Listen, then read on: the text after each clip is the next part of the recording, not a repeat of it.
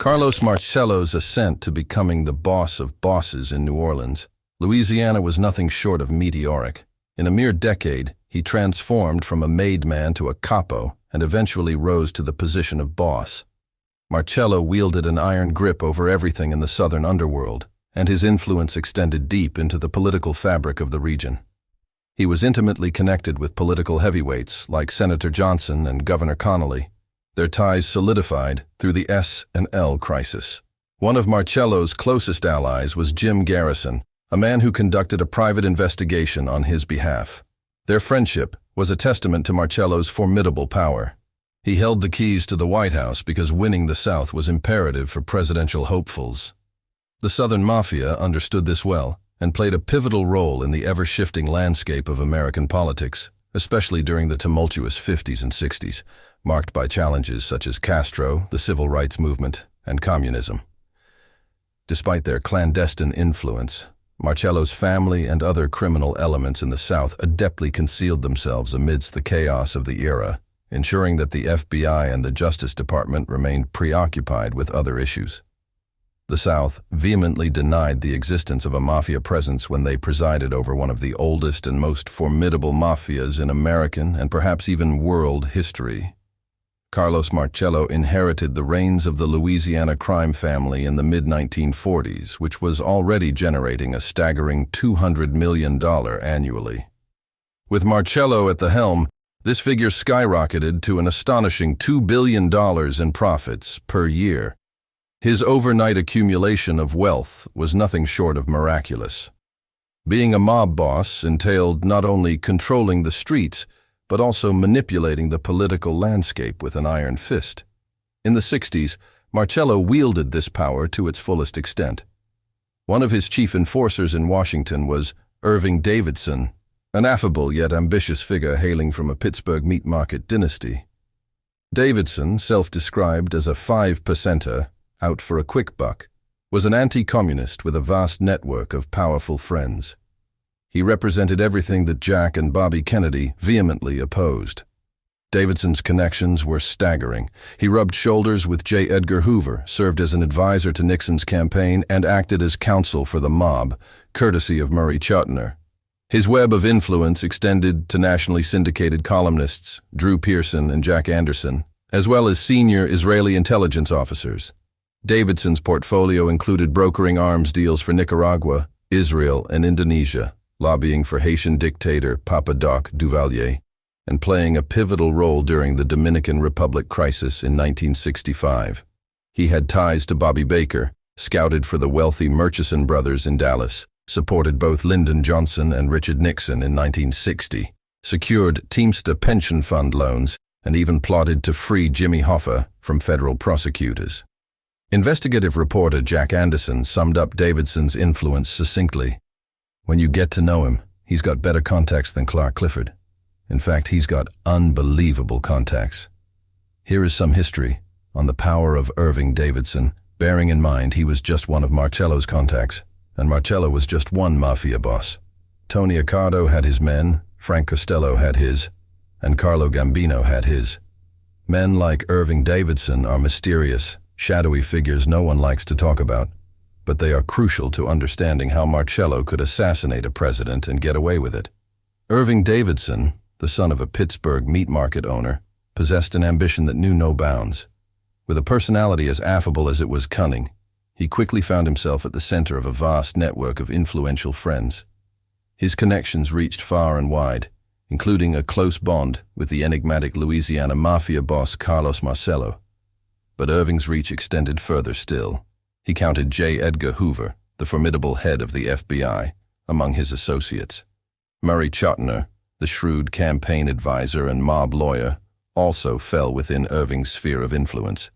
His connections even included nationally syndicated columnists Drew Pearson and Jack Anderson, whose ink could sway public perception, and senior Israeli intelligence officers who valued his insights.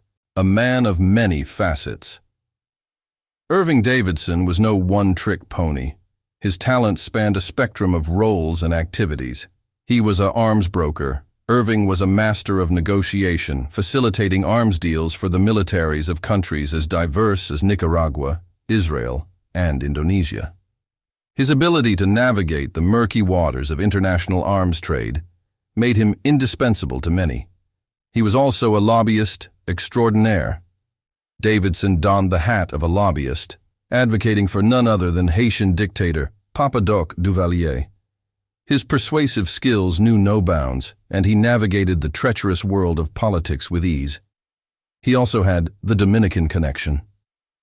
During the tense Dominican Republic crisis in 1965, Irving Davidson played a pivotal role in facilitating communications with the U.S. State Department. His diplomatic finesse was a linchpin in high-stakes negotiations. Another aspect to him was he was a business maven. Irving was not content with mere political intrigue. He found himself entwined in business ventures, acting as an associate of the infamous Bobby Baker. Additionally, he lent his talents to the wealthy Murchison brothers in Dallas, serving as both publicist and business scout. 5. Political patronage. Davidson's influence extended to the highest levels of politics. He threw his weight behind political figures like Lyndon Johnson and Richard Nixon during the fiercely contested 1960 presidential campaign. The influence peddler Irving Davidson was frequently described as an influence peddler. He skillfully exploited his vast network of contacts for personal gain, amassing both wealth and power. His ability to open doors and pull strings was unparalleled, making him a force to be reckoned with in the shadowy corridors of influence. A darker side. Yet beneath the veneer of affability and political clout, Irving Davidson had a darker side. He was not averse to dabbling in shady dealings, including conspiracies related to the release of none other than Jimmy Hoffa, the infamous labor union leader ensnared in a federal prosecution web. The unbelievable network investigative reporter Jack Anderson marveled at Irving Davidson's contacts, comparing them to the legendary Clark Clifford.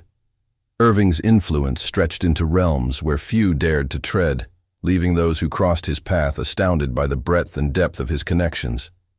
Carlos Marcello and Irving Davidson, two men from different worlds, converged in a tumultuous era defined by organized crime, political intrigue, and shifting alliances. Their stories, interwoven with ambition and influence, left an indelible mark on the annals of American history. A previous video I made highlighted Carlos Marcello's power in regard to politics. Written by Life magazine, the headline said, "Carlos Marcello, King Thug of Louisiana." The magazine suggested that Marcello's agents had enlisted New Orleans District Attorney Jim Garrison in their Free Hoffa campaign.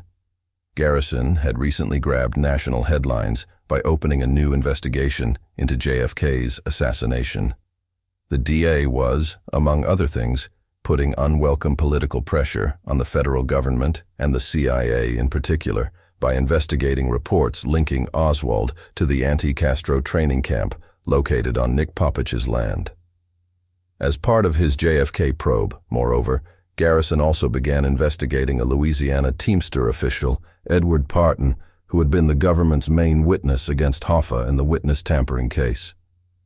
In June 1967, Abraham and Santo Traficante's lawyer Frank Regano, who was representing Hoffa's appeal of the jury tampering conviction, met with Parton. They urged him to sign an affidavit accusing the Justice Department of using illegal wiretapping to gather evidence against Hoffa. Regano promised that Hoffa would call off rival Teamsters who were muscling in on Parton's territory.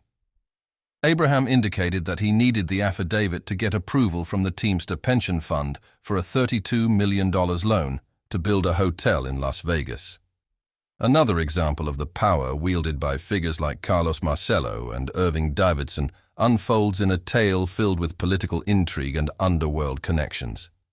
It's a story that involves high-stakes gambits, pressure campaigns, and the shadowy world of organized crime. Picture this. Abraham, a figure connected to the intricate web of politics and crime, reaches out to a man named Parton with a dire warning. His concern? Louisiana Senator Russell Long, a close friend of President Johnson, holds the keys to appointing federal judges. Abraham ominously suggests that failure to cooperate with Jimmy Hoffa could lead to Parton's career being ruthlessly dismantled by Long's influence. In response to these ominous warnings, the Department of Justice springs into action, initiating a grand jury investigation in the vibrant and enigmatic city of New Orleans. Their target? Uncovering the web of bribery and intimidation aimed at Parton. But Parton is no pushover. He valiantly resists Hoffa's attempts to bend him to his will, fighting back against the relentless onslaught of bribery and intimidation. Yet the pressures intensify, and the battle between Hoffa's forces and Parton reaches its climax. Despite his valiant efforts, Parton finds himself incarcerated, spending time behind bars alongside none other than Bobby Baker. Their fates intertwined. They languish in confinement until a surprising twist of fate on Christmas Eve in 1971. The story doesn't end there. It's a prelude to the intriguing involvement of President Nixon with the enigmatic Hoffa, a tale rich with political maneuvering and behind-the-scenes machinations. This intricate web of power dynamics also involves the formidable figures of Garrison, Long, and Abraham. Amidst this backdrop of political intrigue and power plays, a New Orleans businessman with mafia connections emerges.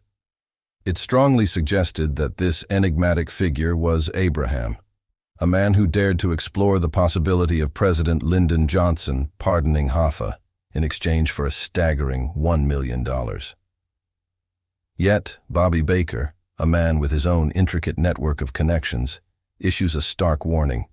He cautions against such an audacious offer, revealing that President Johnson would be petrified of potential exposure, and anyone making such an overture would face dire legal consequences. But there's more to this tale. The FBI becomes privy to another potential powder keg of connections involving Bobby Baker and the vibrant city of New Orleans. In June 1964, J. Edgar Hoover's office sends out an urgent message to FBI field offices, urging them to investigate the extent of organized crime's financial interests in a Louisiana vending machine company that's up for sale. A confidential source in Philadelphia, who had reportedly eavesdropped on Mafia boss Angelo Bruno, unveils a web of interest from prominent hoodlums like Carlos Marcello and Santo Traficante. Baker's involvement in this murky endeavor adds a layer of urgency and intrigue. It's revealed that Baker had teamed up with one of Bruno's associates in late 1963 to pitch the sale of the vending machine company. The trio, which also included Augustin Amato, delved into the possibilities of business in the Dominican Republic that same summer. Baker's interest in sealing the deal is palpable. He names a price and offers to share a finder's fee with the two associates of Bruno. In a parallel endeavor, Baker works diligently to secure a small business administration loan for Bruno's partner, aimed at purchasing a bankrupt manufacturer of cigarette vending machines on Long Island. But despite his efforts, neither deal comes to fruition, leaving questions lingering in the air.